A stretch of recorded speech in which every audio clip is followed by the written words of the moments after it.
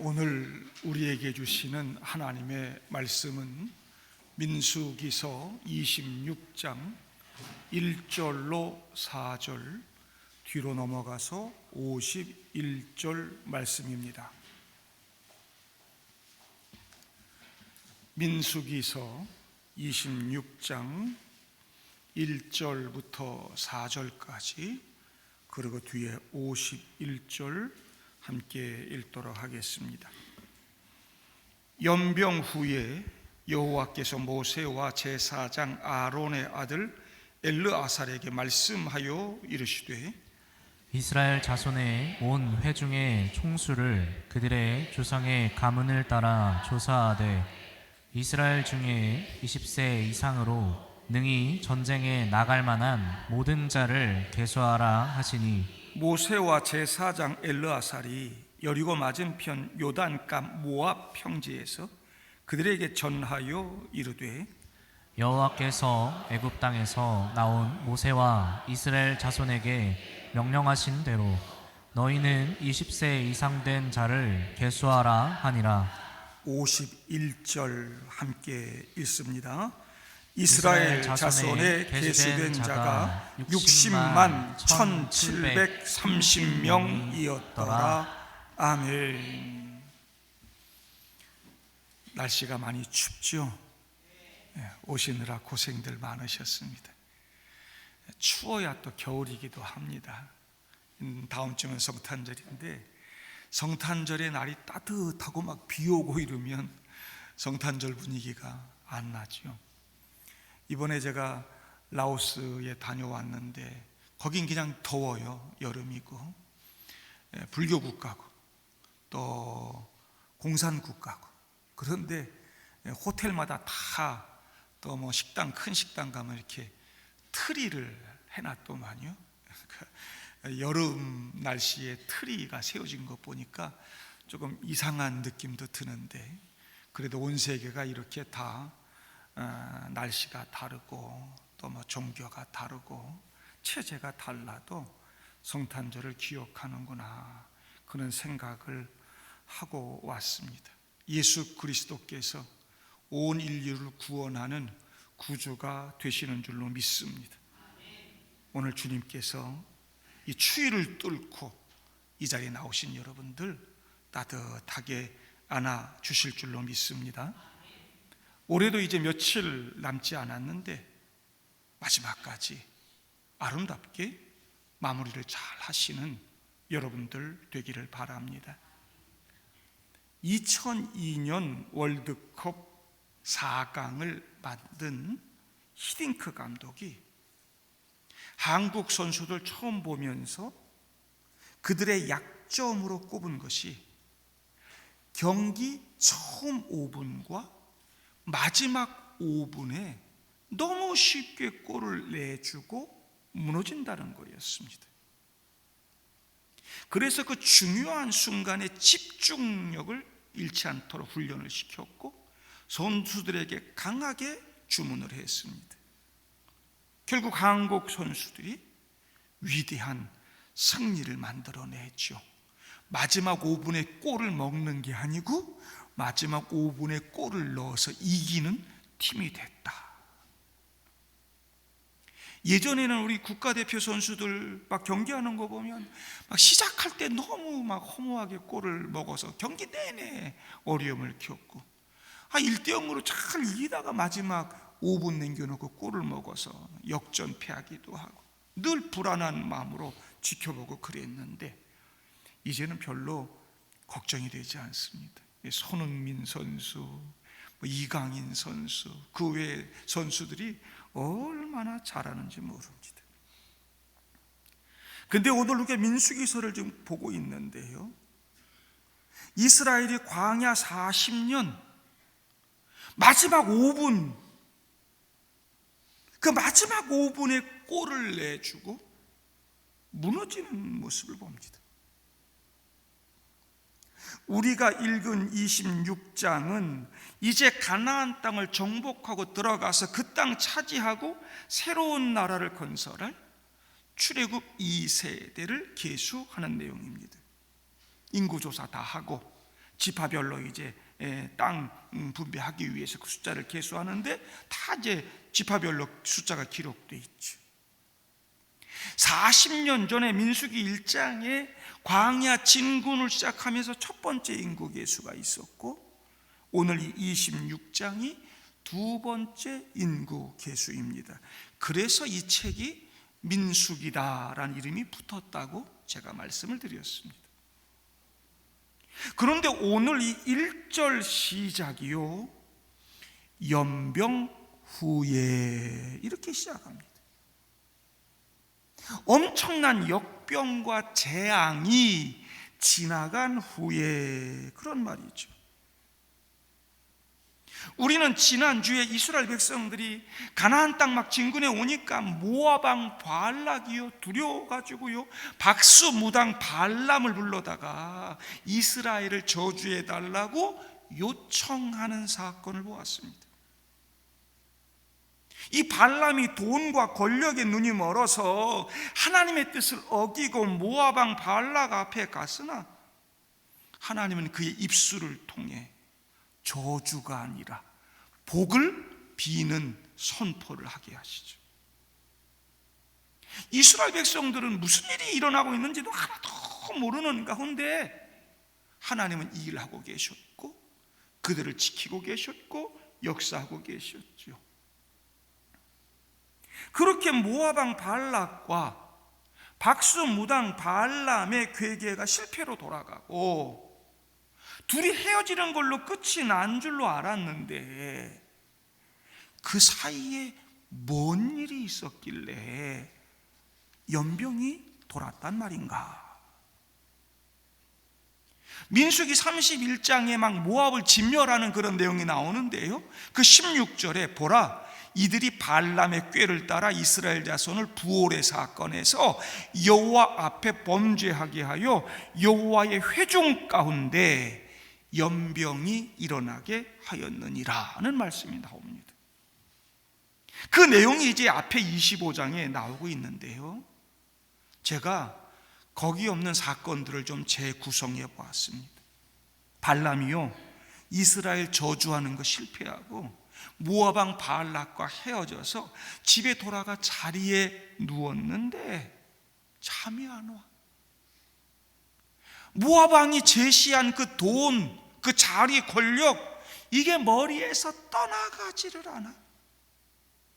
이스라엘을 4번이나 저주하려 했지만 하나님이 그때마다 이스라엘을 축복하게 하시니 뭐 더 이상 다른 방도가 없고 고민하면서 잠을 못 이루다가 갑자기 생각이 떠올라요. 자리를 팍 차고 일어납니다. 그래, 바로 그거야.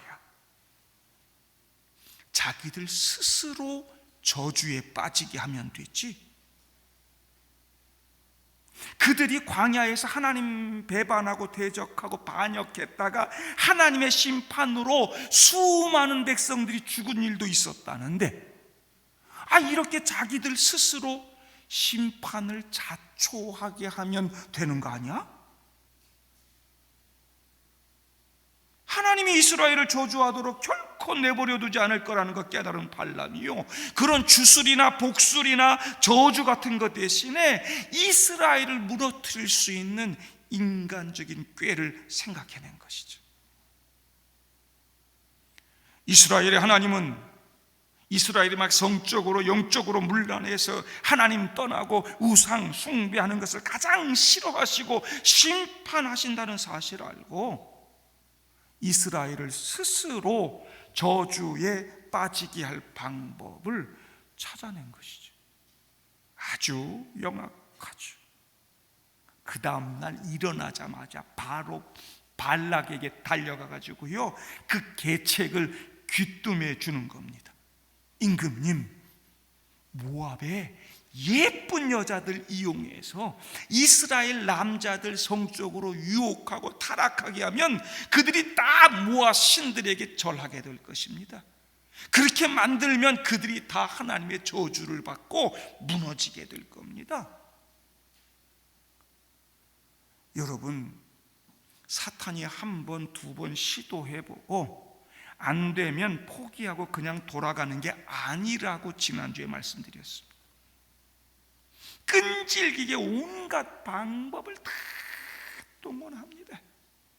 재물에 눈이 멀어가지고 막 고민해서 찾아낸 이 발람의 묘수가 통한다는 거 아닙니까? 25장에 보면 이스라엘이 시댐에 머물면서 미인계에 넘어가기 시작합니다. 모압 여자들과 음행을 시작하고, 그 여인들이요 자기 신들에게 제사하는 날 남자들 부릅니다. 그러니까 가서 먹고 마시고, 나랑 같이 방에 들어가려면 여기 모압 신들에게 절해야 돼. 다 절하게 만들고, 모압 신들에게 절했더라. 25장에 써 있습니다. 하나님은 신실하신 사랑으로 그들에게 은혜 베푸시고, 모압 왕 발락과 발람의 저주를 다 막아주셨는데, 이스라엘 백성들은 지금 음행과 우상 숭배로 보답하고 있는 것입니다. 이스라엘의 적은 외부에 있는 게 아닙니다. 주술도 안 되는 것입니다. 내부의 불신앙과 우상 숭배로 지금 저주와 죽음을 스스로 자초하고 있는 것이죠. 발람의 생각대로 다 되고 있습니다. 하나님이 진노하십니다. 모세를 불러서 백성의 수령들 잡아 목매달라 막 그러시고요. 모세가 이 부올의 바알에 가담한, 바알 부올 그러죠. 여기 부올의 바알이라 뜻인데, 부올이라는 곳이 아마 시딤 근처 가나안 초입의 모압 땅이었던 것 같아요. 거기에 우상 숭배 가담한 사람들 다 죽이라 명합니다.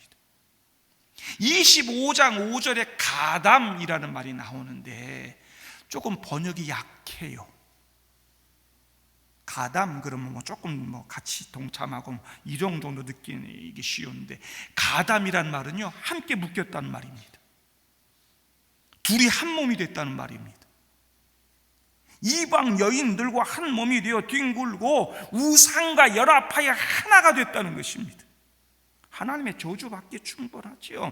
진노하신 하나님이 막 음란에 빠져서 우상 숭배한 자들 심판하기 시작합니다. 8절 보면 하나님의 심판으로 연병이 퍼져가고요, 백성들이 죽기 시작해요.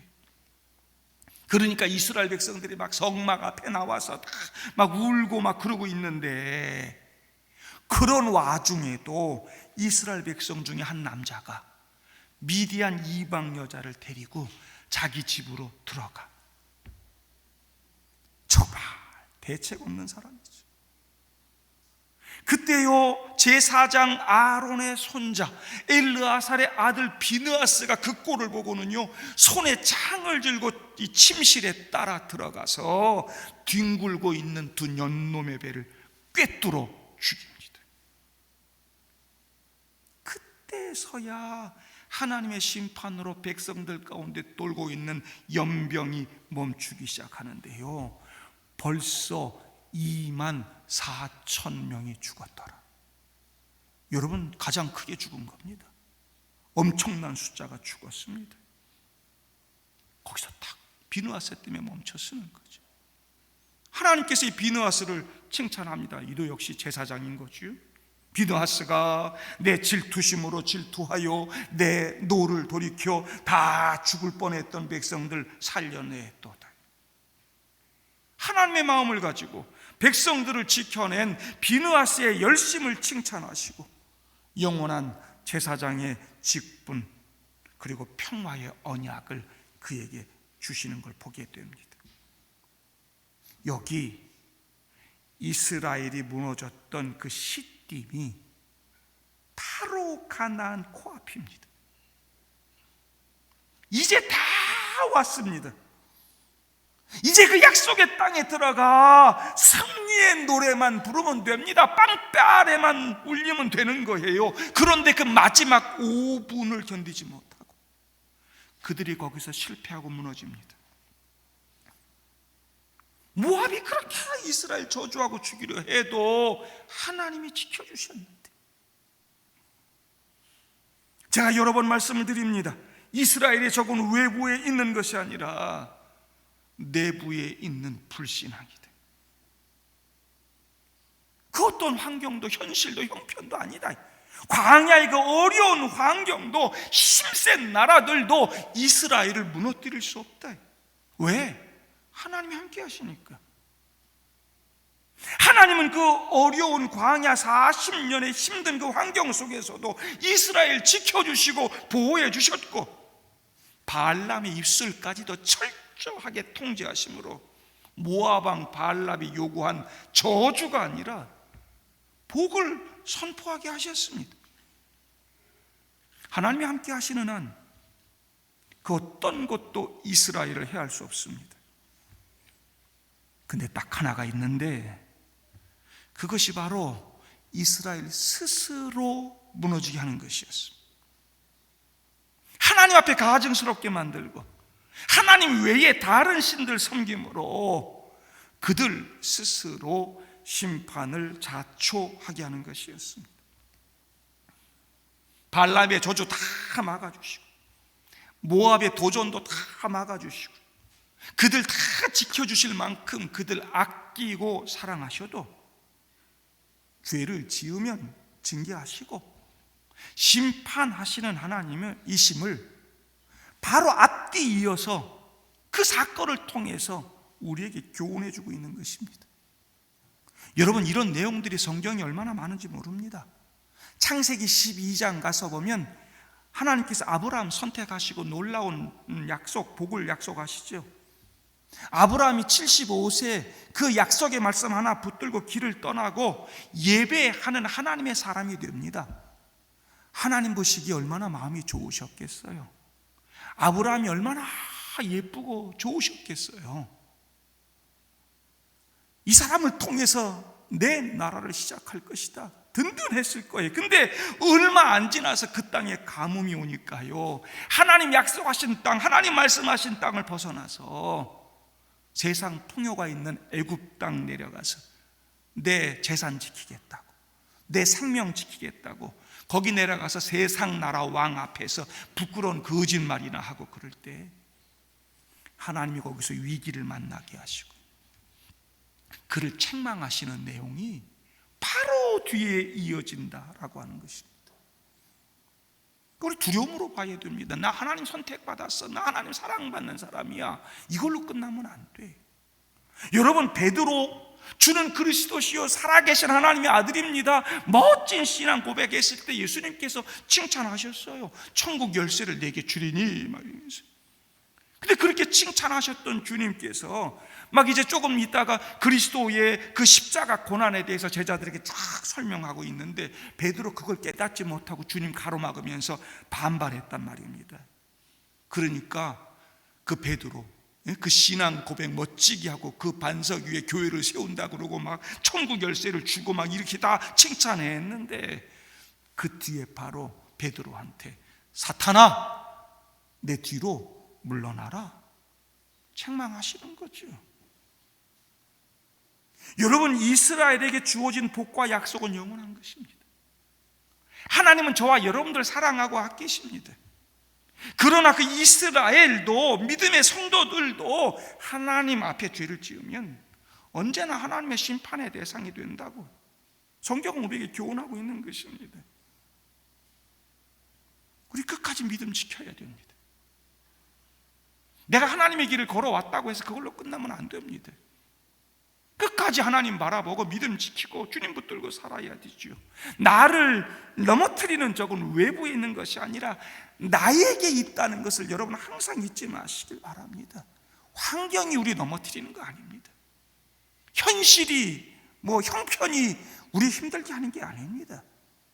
나의 불신앙이 언제나 문제가 되는 것이죠. 올림픽 마라톤에서 2연속 금메달 딴 아주 유명한 이디오피아 선수 있죠. 옛날엔 다 알았는데 요즘 시간 지나서 잊은 분들이 많아요. 누굽니까? 아베베. 전설적인 선수입니다. 그가 금메달 따고 두 번째 금메달 딴 게 도쿄올림픽인데 마라톤 시작하기 전에 기자들이 인터뷰를 합니다. 마라톤 선수 중에서 누가 가장 강한 족수가 되겠습니까? 물어보니까 가장 강한 적은 저 67명의 다른 선수들이 아니라 바로 나 자신입니다. 그랬습니다. 여러분, 그 긴 마라톤 코스를 달려가면서 가장 강한 적이 바로 나라는 거예요. 나와의 싸움이라는 거예요. 여러분, 우리 인생길에 있어서, 우리 믿음의 길에 있어서 우리는 내 자신과 싸우면서 이길 수 있어야 되는 거예요. 이제 다 왔는데 나 자신과의 싸움에 실패하는 이스라엘 백성들처럼 어리석은 사람들 되지 말기를 바랍니다. 약속의 땅 다 왔는데 5분 뒤면 가나안 땅에 들어가는데 끝까지 믿음 지켜야죠. 스스로 죄에 빠져서 마귀에 굴복하고 허무하게 무너지는 사람들 되지 않기를 바랍니다. 하나님은 이렇게 가나안에 들어가 새로운 나라를 건설하고 살아갈 이스라엘 새로운 백성들에게, 야, 너희들 가나안 땅에 들어가면 저 모압 여자들처럼 예쁘고 화려한 것들 많을 거야. 풍요로운 것들 많을 거야. 근데 그 이쁘고 화려한 거, 풍요로운 것에 눈 멀어가지고 그들과 섞여 뒹굴고 하나님 버리고 우상 숭배하는 음란한 삶을 살지 말아라.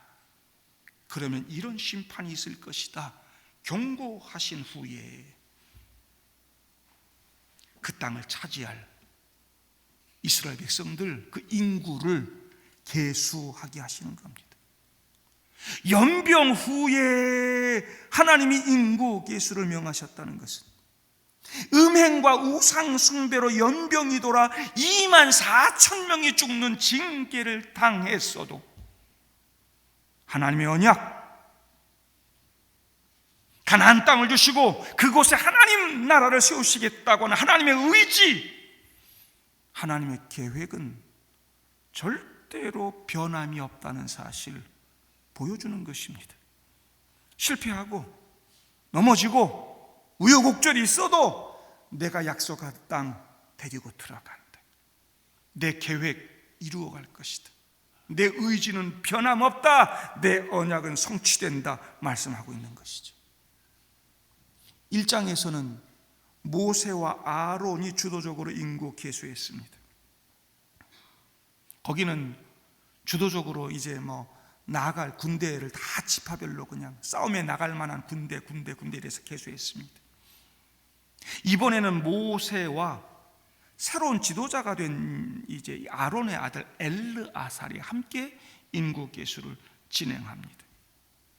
1차 때는 그렇게 출애굽하고 가나안 정복의 꿈을 안고 전쟁을 할 군대들을 다 지파별로 계수했다며, 이번에는 실제로 가나안 정복 전쟁을 하게 될 군대의 수를 셀 뿐만이 아니라 가나안 땅 들어가면 땅 분배해야 되잖아요. 그러니까 인구수에 맞게 공평하게 분배하기 위해서 인구 계수하는 것입니다. 전체 인구 회중의 수를 다 세라.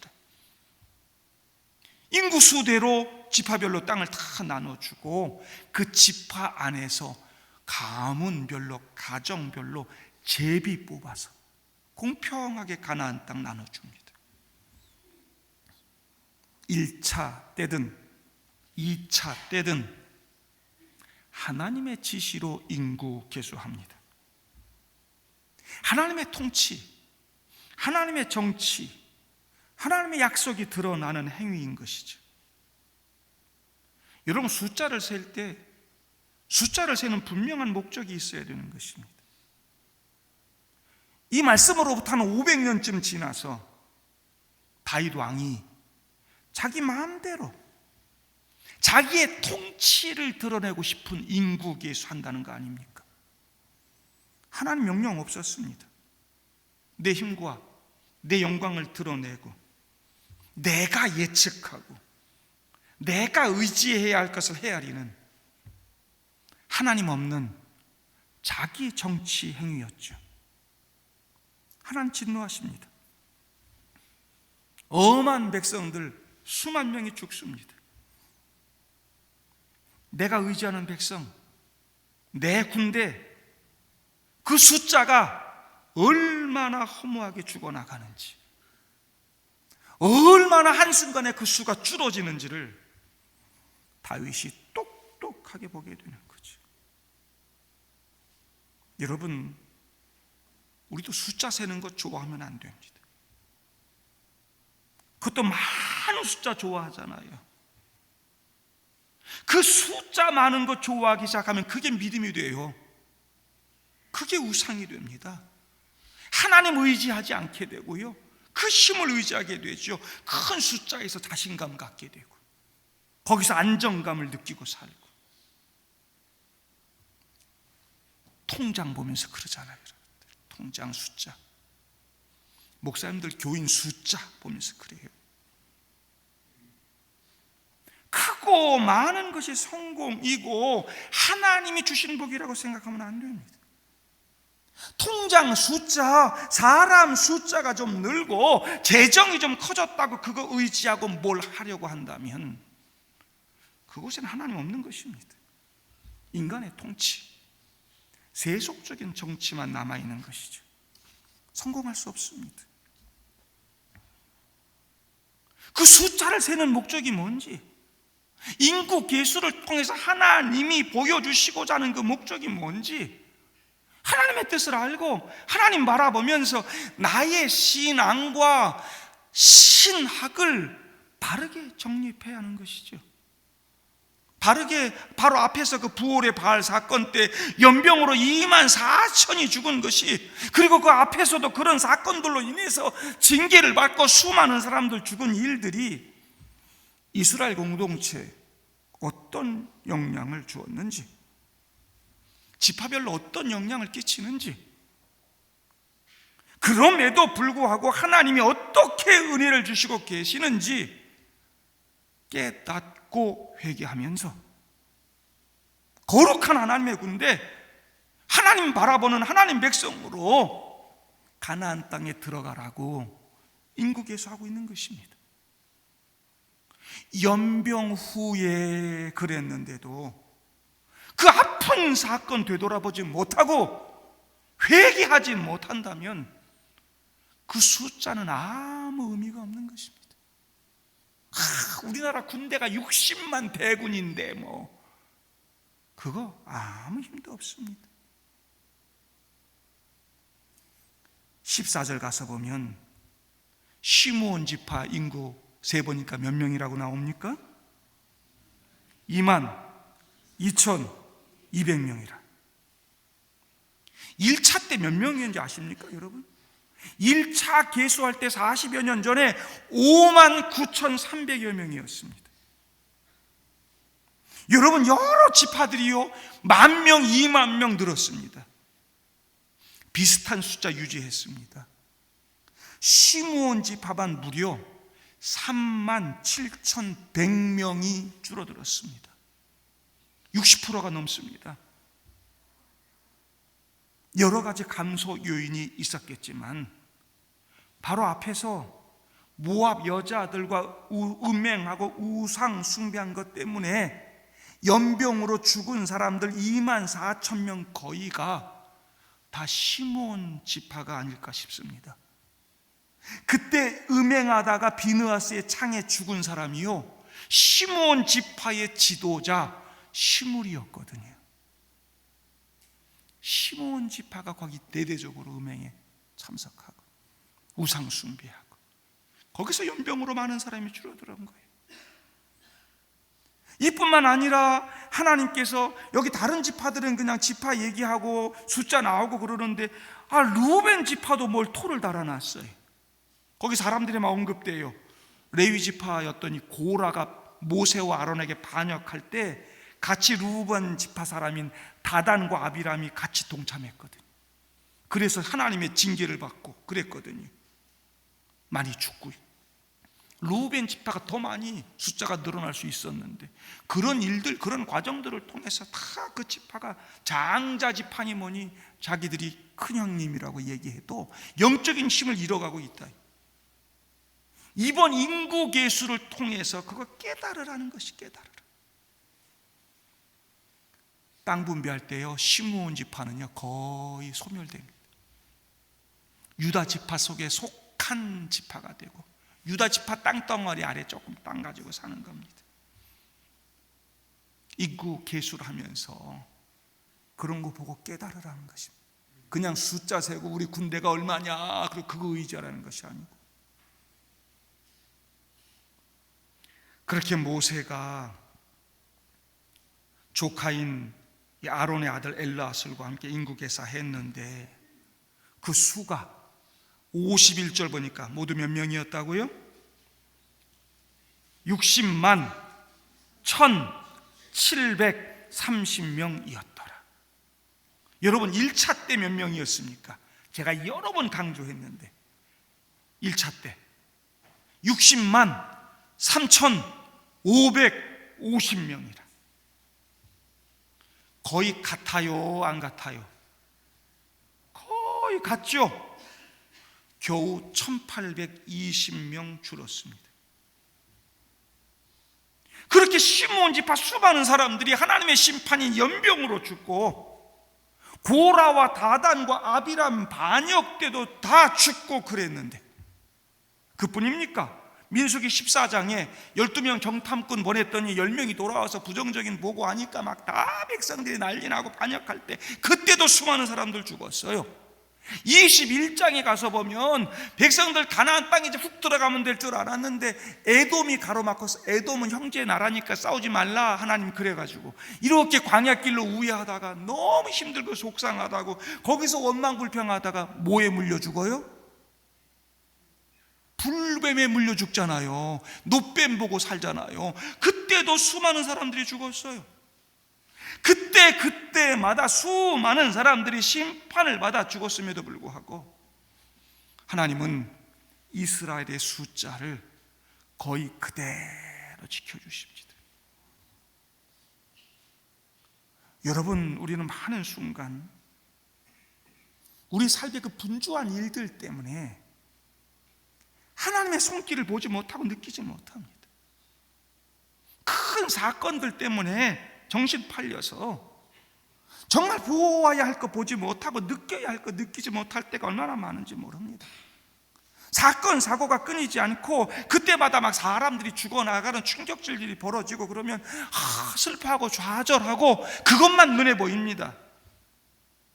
그러나 신앙의 눈으로 보고 전체를 보는 사람들은 하나님께서 순간순간마다 역사하시고 만져주시고 인도하시는 손길을 본다니까요. 그런 어려운 순간 가운데, 죽음과 절망의 순간 가운데도 하나님은 여호수아 갈렙 같은 사람 보내주시고요, 앞에서 언급했던 그 영적으로 음행하고 다 타락한 그런 순간에도 비느하스처럼 하나님의 열심을 가진 지도자를 보내주시고요. 여러분, 성령에 충만하고 성령에 민감한 사람들은 그런 사건 사고에 숨겨진 하나님의 손길, 하나님의 기적을 보는 것입니다. 다 그냥 아유 그게 어려움 당했네, 죽었네 막 이러면서 슬퍼하고 좌절할 때 하나님이 어떻게 이끌어 가시는지, 하나님 어떻게 만져주시는지. 하나님은 심판으로 죽은 숫자만큼 아이들이 태어나고 자라나게 하심으로 하나님 나라 역사가, 우리 교회와 우리 인생의 역사가 흐르는 강물처럼 마르지 않고 하나님 언약대로 끊임없이 흘러가게 하신다는 거지. 왜 기적이라 하느냐? 생존이 불가능한 광야 아닙니까? 이 광야는 죽음의 땅이고 불임의 땅입니다. 전쟁과 같은 극도로 어려운 비상시에는 여성들이 생리를 안 합니다.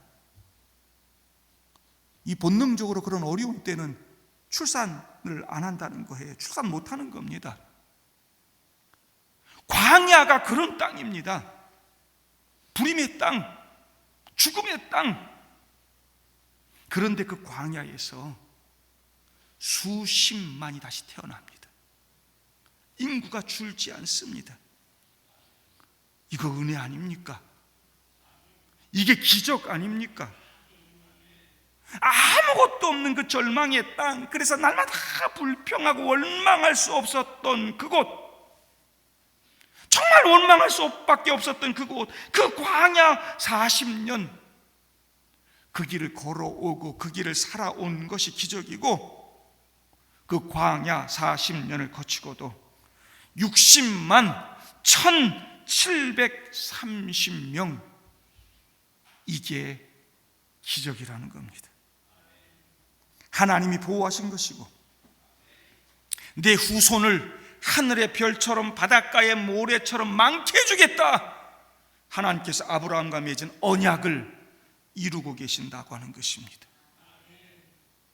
이스라엘 백성들이 실제로 인구 개수하기 전에 이런 결과가 나올 것이라고 생각이나 했을까? 아이고, 우리 광야 40년 가운데 얼마나 많은 어려움이 있었노? 얼마나 많은 사람이 죽었노? 이제 우리 군대 숫자는 50만도 안 될 거야, 그랬을 것입니다.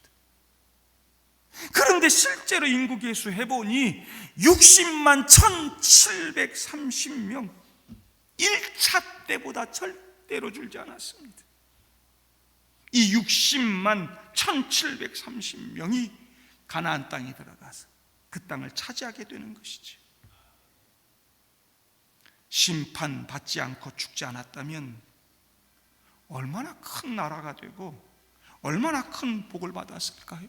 그 광야 같은 어려운 상황 가운데서 이렇게 숫자 유지하고 있었는데 얼마나 더 큰 나라가 됐을까요?